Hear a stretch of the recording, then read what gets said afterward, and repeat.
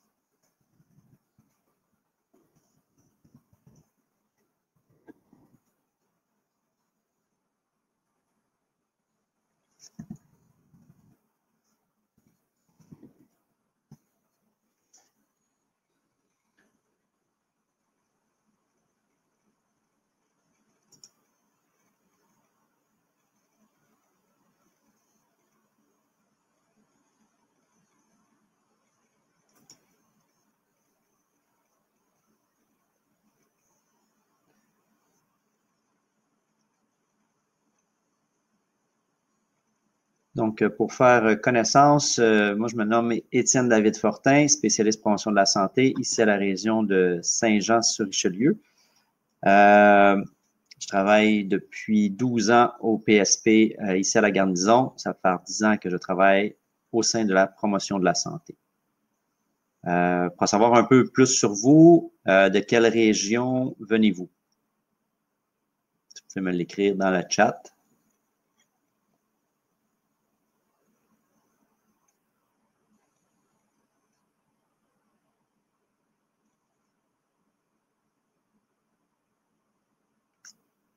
Bonjour Sophie de Valcartier.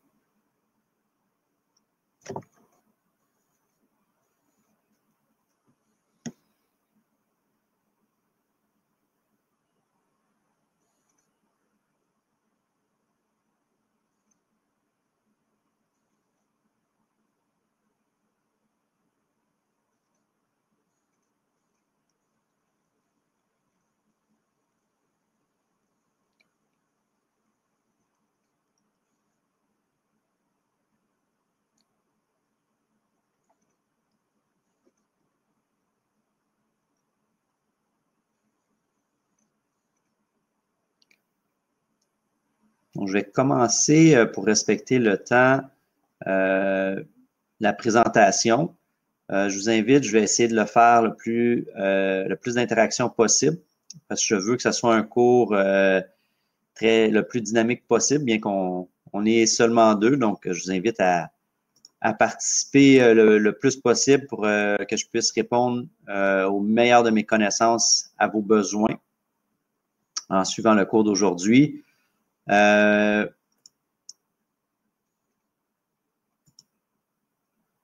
noter, la présentation que vous allez voir est une propriété intellectuelle du ministère de la Défense. Toute reproduction ou retransmission des diapositives contenues dans cette présentation est strictement interdite. Certains sujets dans ce séminaire peuvent être de nature sensible et ne sont pas appropriés pour les enfants. Nous demandons la discrétion des parents, bien évidemment, bien que le sujet d'aujourd'hui ne devrait pas être trop sensible. Veuillez comprendre que les histoires des gens sont les leurs et que tout ce qui est partagé par les participants dans ce séminaire en ligne, que ce soit devant les caméras ou dans le chat des discussions, ne doit pas être discuté en dehors du séminaire. Et bien évidemment, il va y avoir le séminaire va être enregistré et partagé sur YouTube. Donc, il faut aller voir sur CAF Connexion CAF pour avoir plus d'informations à ce sujet-là.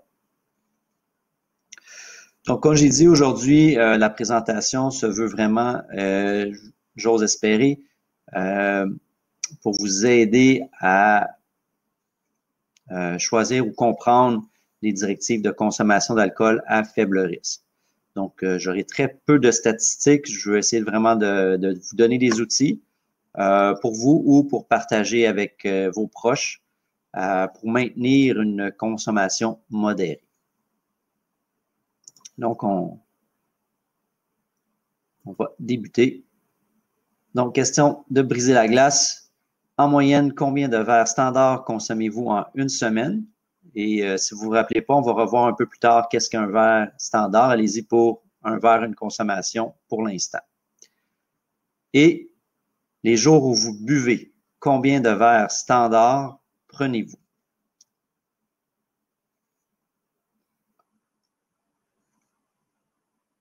Donc, vous pouvez écrire vos réponses dans le chat.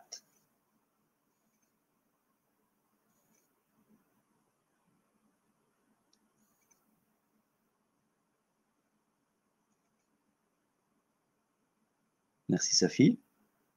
Donc, 3 à 5 par semaine, 1 à 2 par occasion. Excellent.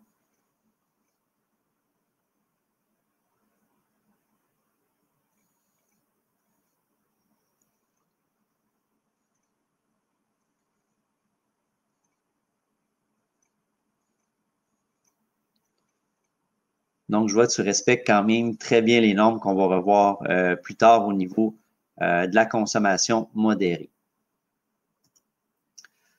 Donc, l'idée, encore, comme je vous expliquais, on veut expliquer, comprendre les avantages de la consommation à faible risque et définir une résilience et les facteurs qui y contribuent.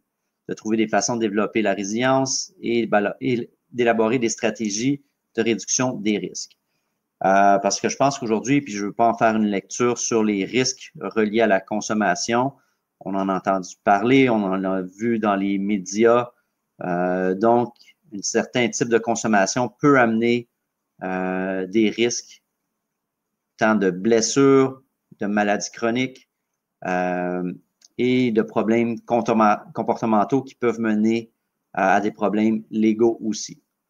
Donc, on va prioriser la consommation à faible risque. Donc, on va essayer de bien la définir aujourd'hui, puis voir comment ça s'imbrique dans une vie quand on dépasse les limites, sans nécessairement quand on tombe dans la dépendance. Il faut comprendre la dépendance est une maladie et à ce moment-là, ça va prendre une intervention d'un spécialiste de la santé pour aider la personne à s'en sortir. C'est tout le temps la meilleure option.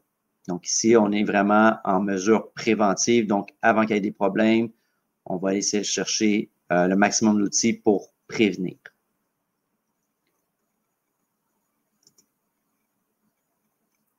Donc, selon vous, est-il préférable de ne pas boire ou boire de façon modérée? Ici, je veux savoir au niveau de votre santé. Ce que vous avez entendu là, dans les études, dans les médias. Donc, selon Sophie, c'est mieux d'y aller de façon modérée que de ne pas boire du tout pour votre santé. C'est sûr, présentement, je pense qu'il y a un gros débat au niveau des études sur est-ce qu'il y a des bénéfices santé réels à boire de l'alcool. Certaines études vont aller dans le sens que non, même une faible consommation peut avoir des risques. D'autres études vont parler du paradoxe français où que une petite quantité de vin rouge quotidienne peut avoir certains effets protecteurs au niveau du cœur. Donc, à ce niveau-là, c'est difficile d'avoir le véritable consensus. Beaucoup d'études aussi font état de l'aspect social qu'apporte l'alcool. Donc, l'alcool fait partie de beaucoup de nos événements et très ancré en nous. Donc, l'enlever du jour au lendemain pourrait créer, selon beaucoup d'experts, d'autres problématiques. Donc, effectivement, beaucoup viennent à la conclusion, même si le risque est présent, il est suffisamment contrôlé pour qu'on en retire certains bénéfices, que ce soit au niveau social, que ce soit simplement pour en profiter du goût, donc de pouvoir prendre un bon verre de vin rouge avec notre repas le vendredi soir. Faut pas non plus dire qu'on va faire quelque chose qui est nécessairement mauvais pour notre santé. Donc, faut pas tomber dans le côté moralisateur. Bien que beaucoup de gens commencent à prendre l'option de l'abstinence pour la consommation d'alcool, la plupart, je crois, s'en sortent assez bien avec une consommation modérée. Et certaines études qui ont été faites, je me trompe pas, il y a quelques années à Montréal, ont prouvé que si on adopte de saines habitudes de vie, comme par exemple faire de l'activité physique à tous les jours, on va diminuer les risques que l'alcool peut avoir sur notre santé à ce niveau-là quand on a une consommation modérée.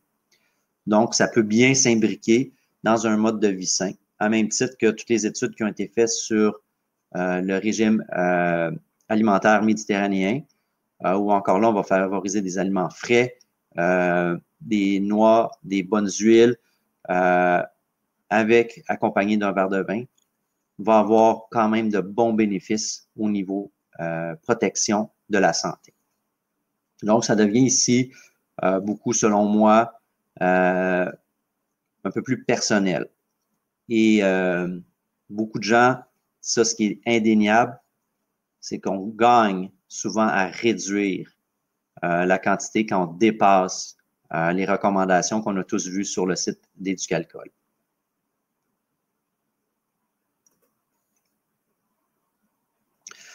Donc, première étape, quand on fait un choix d'adopter un comportement, c'est de bien identifier la motivation qui va nous amener à prendre cette décision-là. Donc ici, encore là, j'ai essayé de répertorier certains aspects qui motivaient les gens à réduire leur consommation d'alcool. Dans les premiers lieux, on va voir si les gens vont être beaucoup motivés par mieux dormir, aussi être plus performant le lendemain. Parce qu'on se rend compte, et souvent, plus on vieillit, on se rend compte que le lendemain de veille sont plus difficiles.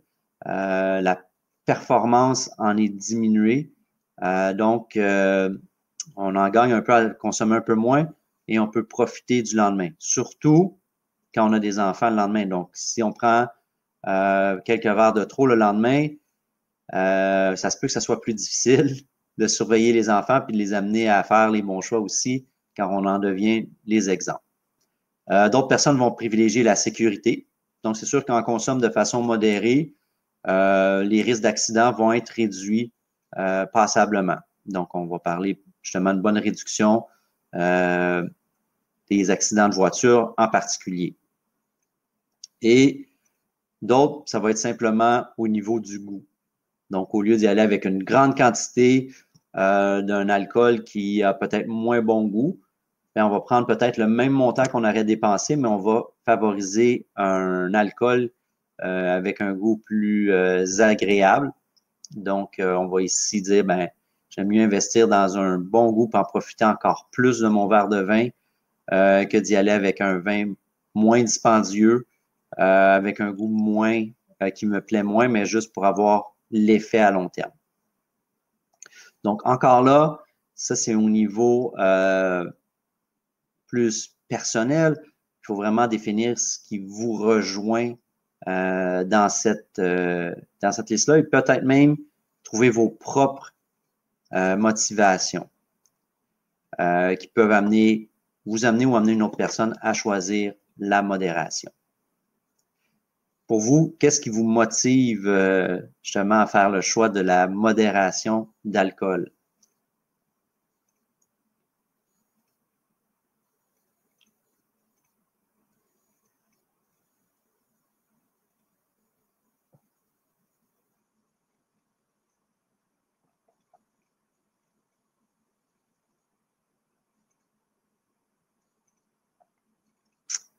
Effectivement, on contrôle mieux son poids et on économise de l'argent. Ça aussi, à long terme, ça peut être des bénéfices qu'on apprécie beaucoup.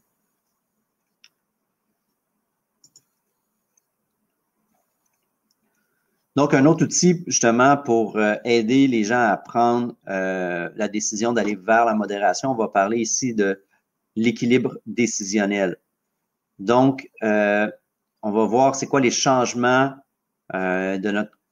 qu'on a apportés sur notre consommation actuelle. Donc, c'est quoi les avantages qu'on a à maintenir notre consommation présente et ça serait quoi les inconvénients. Et bien sûr, c'est quoi les avantages de changer et encore là, les inconvénients. Donc, la personne, on prend une feuille, on fait justement nos pour et nos contre pour voir est-ce qu'il y a plus d'avantages, plus d'inconvénients et encore là, est-ce que le poids des avantages versus le poids des inconvénients est plus important pour nous. Et ça, encore là, c'est vraiment une introspection qu'on va amener à la personne. C'est à elle de vraiment voir ce qui l'amène à prendre cette décision-là et ce qui va l'aider à maintenir le changement si elle décide d'aller vers cette voie du changement-là pour adopter un mode de consommation à faible risque. Donc, c'est un outil que vous pouvez utiliser, vous pouvez le faire en même temps que je parle. Si vous n'avez toujours pas pris la décision d'aller vers une consommation modérée d'alcool.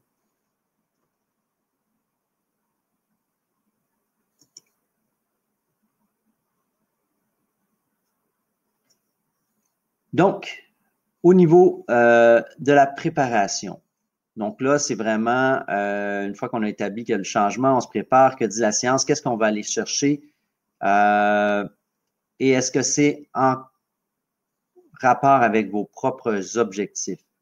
Et par la suite, ben, c'est de créer un plan qui va être en lien avec ces objectifs pour réussir à maintenir notre décision à long terme.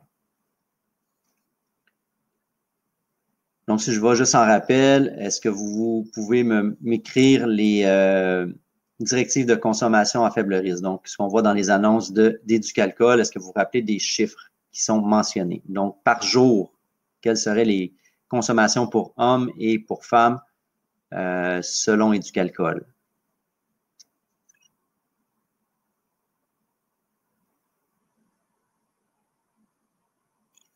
Une à deux pour les femmes, effectivement.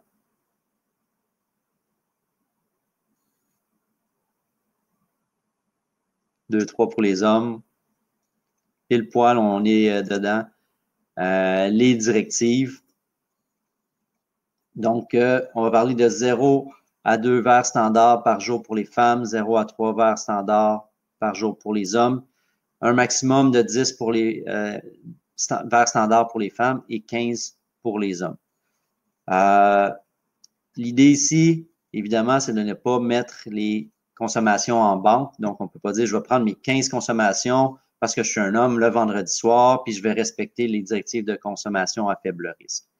Donc, on veut vraiment les répartir dans la semaine le plus possible et prévoir aussi ou avoir des journées où il n'y a pas de consommation. C'est important pour justement éviter l'accoutumance. Je pourrais prendre un verre de vin ou d'alcool par jour et tout de même développer une dépendance. Parce que la journée où je n'aurai pas l'alcool, ça se peut que j'aie des réactions inappropriées à ce moment-là. On y arrive au niveau de la taille, je pense que c'est la prochaine. Donc, justement, c'est quoi la taille d'un verre? Comme on voit sur la photo, je pourrais dire, ah, j'ai pris seulement un verre, ça va bien. Donc, l'idée ici, un verre de vin, on parle d'un verre de 5 onces.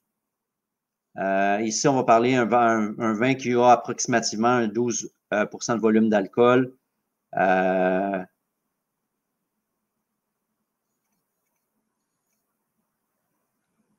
Faut pas faire cette association-là nécessairement. Pas dire parce que j'en consomme 15 par semaine que je rentre dans comme alcoolique à ce niveau-là. C'est l'alcoolisme, comme je dis, c'est une maladie. Il faut vraiment voir avoir un spécialiste. J'imaginais aussi. Au niveau des spiritueux, on va parler de 1,5 onces. Et pour la bière, ben effectivement, là, ça va être 12 onces, donc une canette. Cependant, il faut faire vraiment attention au volume. Donc, c'est 5 d'alcool. Donc, présentement, on voit une recrudescence, puis je crois que les gens vont vers la qualité beaucoup, des microbrasseries. Donc, souvent, les formats de bouteilles qu'ils offrent, ça peut être déjà, pour une bouteille, c'est pratiquement déjà 2 consommations. Et aussi, les volumes d'alcool peuvent être souvent plus élevés que 5 %. Donc, il faut vraiment faire attention. Plus le volume va être élevé, on diminue légèrement la quantité. Donc, c'est vraiment là, les standards au niveau de la science qui a été prouvée dans plusieurs pays, parce que c'est du calcul. Santé Canada aussi répertorie le maximum d'études. Ils ont un comité qui siège pour justement émettre le plus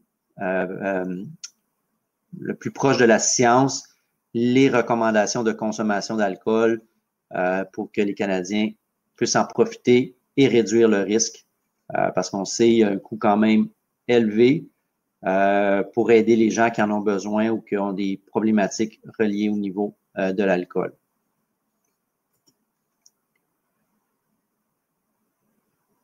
Donc, selon on en a parlé. Il y a aussi d'autres stratégies.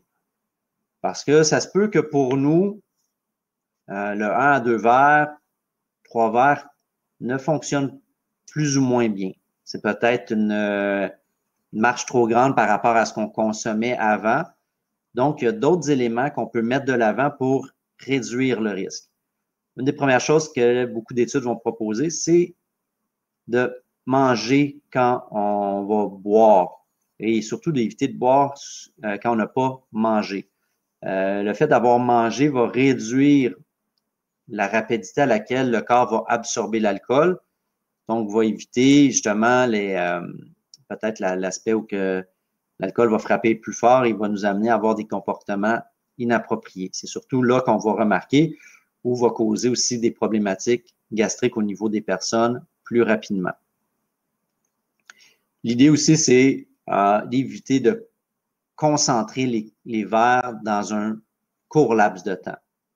Donc, un peu comme on a vu dans beaucoup de films où les étudiants prenaient beaucoup d'alcool dans un court laps de temps. C'est vraiment ce qui est prouvé au niveau scientifique qui va causer le plus de dommages. Donc, l'idée, on veut peut-être boire, mais sur une plus longue période de temps. Au lieu de boire nos 5 ou nos 3 consommations en 1 heure, justement, comme c'est écrit, on va essayer de les boire sur 3 heures ou espacer un verre avec boisson alcoolisée, non alcoolisée pour réduire la problématique ou réduire l'effet négatif que l'alcool peut avoir et maintenir plus, profiter du goût, profiter peut-être de la sensation qu'on veut rechercher sans nécessairement tomber dans l'excès ou que ça devient dangereux pour les blessures.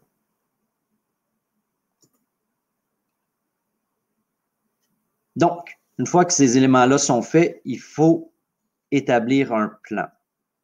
Donc, la première étape d'un plan, c'est d'évaluer ils sont où les risques possibles que je consomme plus que ce que j'aimerais consommer. Donc, y a-t-il des événements, des moments où justement je me sens plus susceptible de boire sur plus d'alcool que j'avais prévu au départ? Donc là, présentement, on pourrait en parler dans la situation exceptionnelle. Les études l'ont prouvé, le confinement a eu un effet où que les gens ont consommé davantage d'alcool par rapport à avant la pandémie. Cependant, ça, c'est un événement, comme je l'ai dit, exceptionnel. C'était très peu prévisible en début d'année 2020 que toute la planète aurait été mise sur pause pour réduire les risques à cette maladie-là. Donc, on ne pouvait pas savoir comment les gens allaient réagir à ce confinement-là. J'ai hâte de voir là, les études avec le déconfinement, comment les gens vont retrouver, est-ce que les gens vont maintenir les habitudes de consommation d'alcool ou ils vont les voir. Il y a aussi un autre élément qui peut peut-être nous amener, là c'est exceptionnel qu'on en parle encore présentement, mais les séries de Coupe Stanley peuvent amener certaines personnes à consommer davantage. Donc, on va être souvent peut-être plus dans un moment, excusez l'anglais, c'est un mood de festif. On va être dans un état où on veut fêter parce que notre équipe va bien. Ça peut amener des gens à consommer davantage. Oui, il y a peut-être des personnes aussi qui nous font boire davantage. Donc, souvent dans les fêtes, on a tout le temps là, la personne qui se promène avec la bouteille puis essaie de remplir les verres. Oui, si les Canadiens sont éliminés, ça pourrait être mieux pour notre santé. Pour la santé physique, peut-être. Certains vont peut-être le prendre plus difficile au niveau émotionnel. Mais oui, c'est effectivement, comme je dis, on remarque des augmentations pendant les séries quand les Canadiens font bien.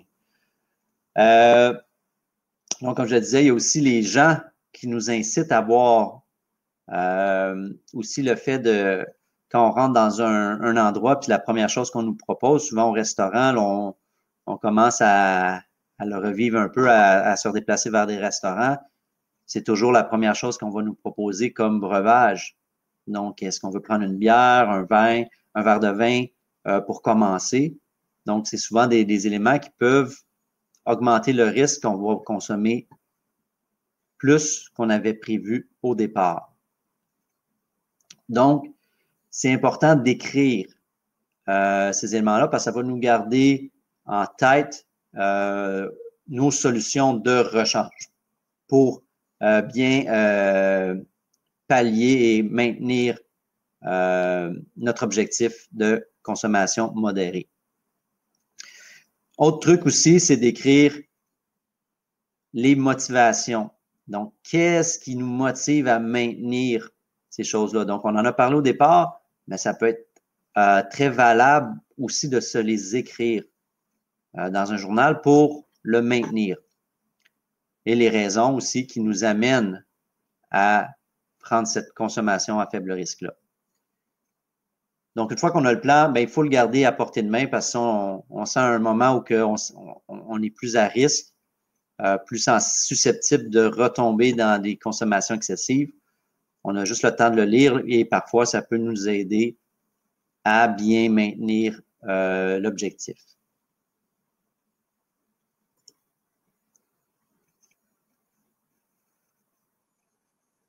Donc, c'est un peu un résumé de qu'est-ce qu'on peut faire, donc comment on peut écrire notre plan, donc suivre les directives de consommation à faible risque, on aurait pu les écrire. Et aussi consommer de la nourriture en même temps, consommer des boissons non alcoolisées. Donc, de plus en plus, on le voit même, je ne sais pas s'il est toujours ouvert au retour de la pandémie, mais il y avait un bar qui se spécialisait dans les cocktails non alcoolisés ici à Montréal, qui est ouvert l'année dernière. Mais je ne sais pas, c'était assez récent et là, on est tombé en risque de pandémie. Je ne sais pas s'il a maintenu ses opérations. Mais de plus en plus, on va voir ces phénomènes-là. On l'a vu aussi à New York où il y a des bars qui se sont spécialisés justement dans les mocktails, donc les cocktails sans alcool. Donc, c'est un mouvement plus émergent, je dirais, mais on voit de plus en plus d'options où que les gens peuvent aller rechercher l'ambiance d'un bar, mais sans nécessairement consommer de l'alcool.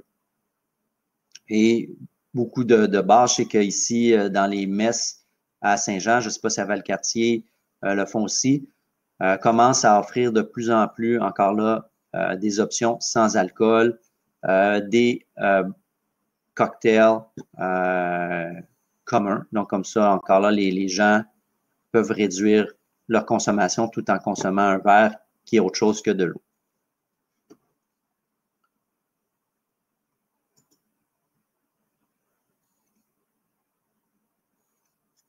L'idée aussi peut être de tenir un journal quotidien. Donc, j'ai lu le livre récemment, Maintenir une consommation à faible risque, donc où la personne parlait de son expérience vers la consommation modérée.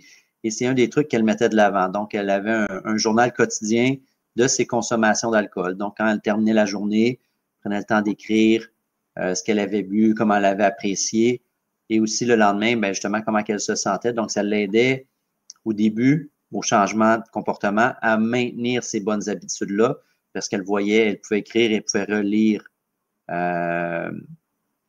ses stratégies, ce qui avait bien fonctionné et moins bien fonctionné à ce niveau-là, et se réajuster par la suite.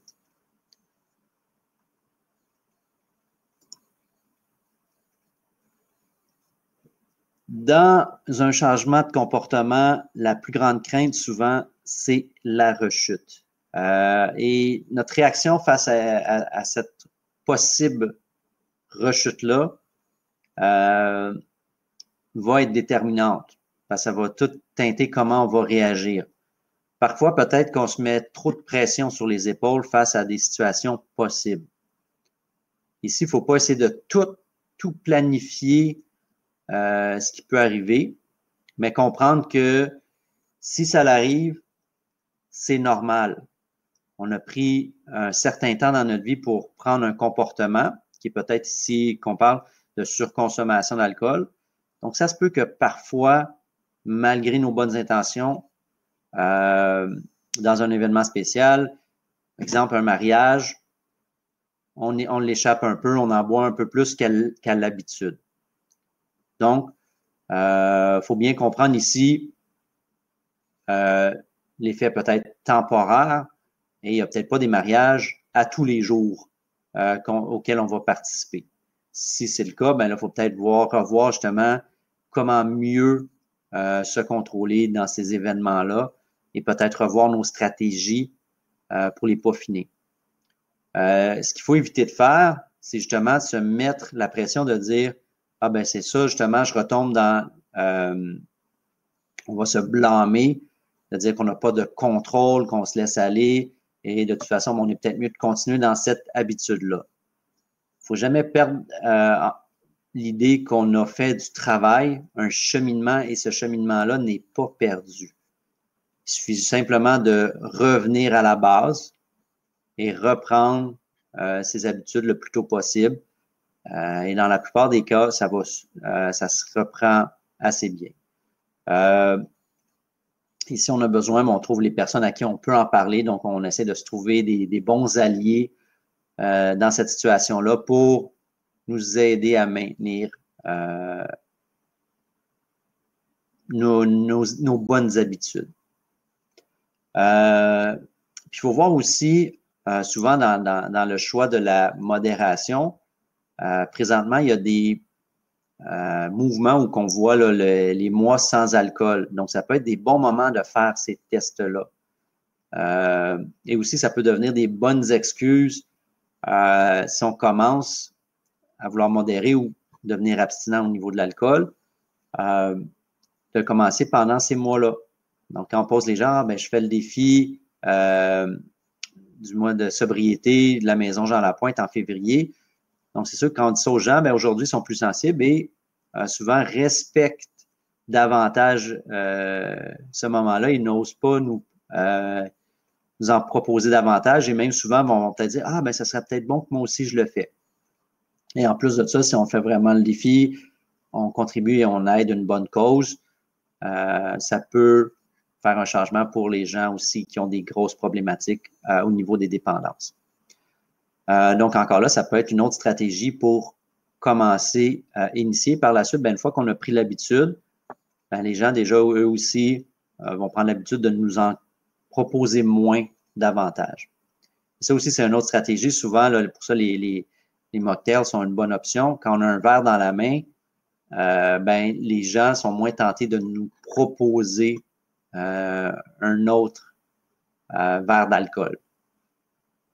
Il y en a qui vont quand même en proposer, mais souvent, ça a un effet dissuasif pour les gens de nous en ramener d'autres trop rapidement. Donc, c'est justement, élaborer ces bonnes stratégies d'auto-assistance. J'en ai parlé quand même beaucoup. Faut vraiment surmonter les émotions que déclenche le besoin d'alcool. Donc, comment on se sent quand on a une rage, il faut les comprendre, ces émotions-là, puis évaluer le besoin. Parce que souvent, les gens vont commencer à boire peut-être pas pour la bonne raison. Donc, souvent, on va dire la bonne raison.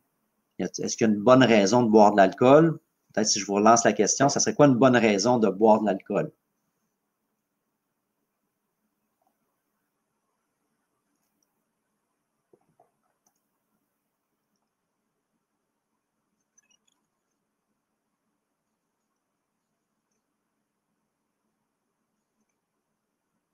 Donc, je vois, il n'y a pas beaucoup d'idées qui viennent en tête.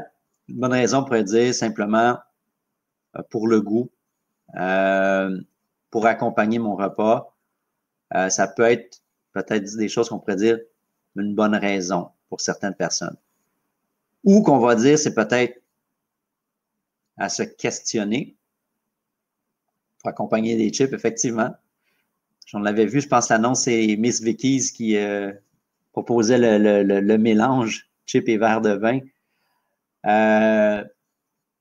Mais élaborer, c'est surtout, on va voir quand les gens vont dire « Ah, c'était une dure journée au travail, j'ai mérité ma bière à ce niveau-là. » Donc, encore là, on va dire peut-être la personne va boire pour évacuer le stress de la journée. Donc là, est-ce que c'est la bonne réponse? Ça dépend encore là comment la personne va être capable de se contrôler. Elle peut prendre juste une bière, effectivement. Souvent, ça a cet effet-là pour beaucoup de gens. Quand ils vont décapsuler la bouteille, ils vont entendre l'effervescence de la bière. Parfois, ça les aide juste à décrocher momentanément. Mais il faut voir quand ces éléments-là négatifs reviennent et à tous les jours, ça devient une habitude qui s'ancre. C'est peut-être là, il faut peut-être se poser des questions un peu plus. Donc, il faut vraiment que ça soit associé à un plaisir, un moment de détente, non associé à je viens gérer, je viens essayer de m'enlever un stress de la journée. Ou encore là, justement, les enfants étaient très tannants, j'ai besoin de mon alcool. Donc, quand on commence à dire j'ai un besoin, peut-être qu'on peut prendre le temps juste évaluer. Il ne faut pas encore là, je ne veux pas qu'on se blâme trop, mais il faut vraiment juste revoir est-ce qu'on est dans la bonne voie. Et si on voit que on commence à boire pour gérer un stress, gérer une douleur, parce que souvent on va le voir dans les problématiques de santé mentale, beaucoup, les gens vont s'auto-médicamenter, ils vont commencer à boire de l'alcool. Donc, parce que souvent l'alcool est associé justement au plaisir, au bien-être.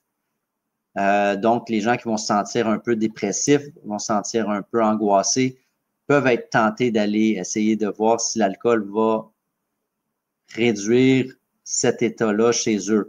Cependant, si on a une problématique de santé, ça peut accentuer ces problématiques-là. Donc, il faut vraiment bien évaluer pourquoi on va boire à ce moment-là.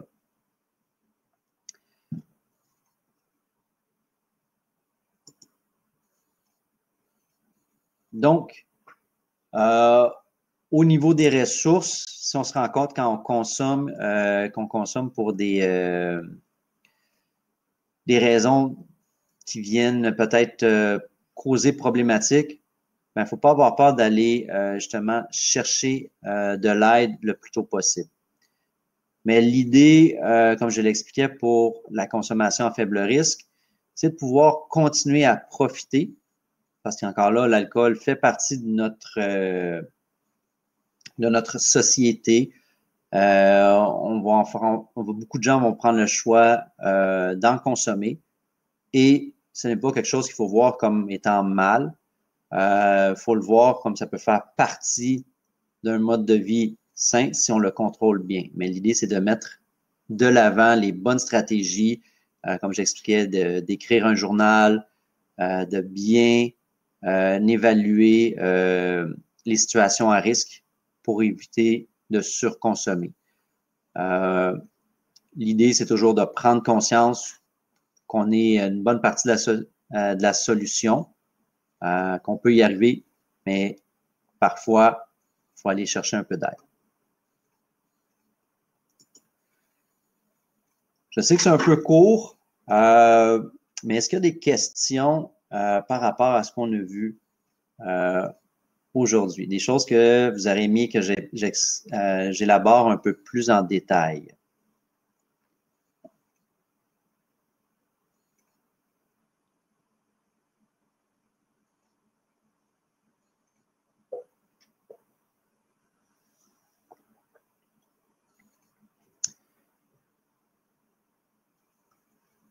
Pendant que vous réfléchissez peut-être à des questions, je vais vous ajouter 2 questions à répondre.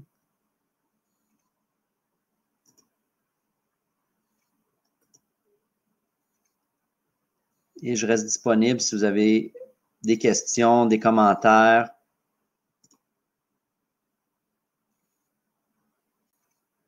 Ça me fait plaisir. Donc, je voulais faire ça vraiment court aujourd'hui. Je voulais qu'on aille vraiment au point et parler strictement de la modération.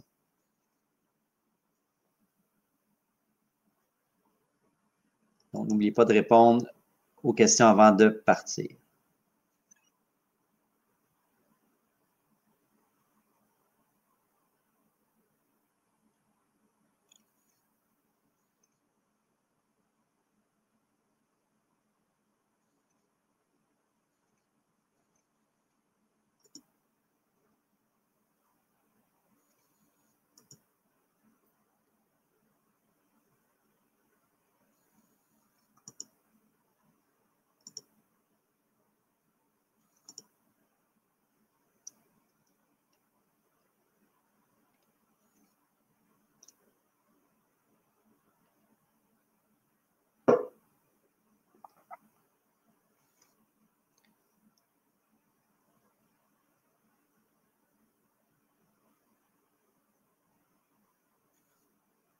Donc, s'il n'y a pas de questions, ben, je vous dis à la prochaine. N'oubliez pas, il y a d'autres webinaires sur le site Connexion Fac que vous pouvez vous inscrire. Bonne journée, Florent. Ça fait plaisir.